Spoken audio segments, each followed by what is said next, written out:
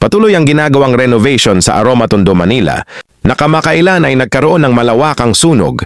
Lahat ng residente ay naapektuhan. Sa kasalukuyan, patuloy ang pagbangon ng mga residente dito.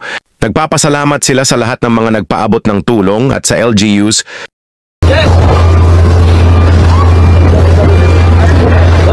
Mga kasama po,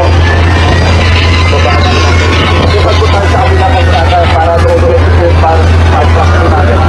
Ipag po tayo sa kabilang side. Ipag po.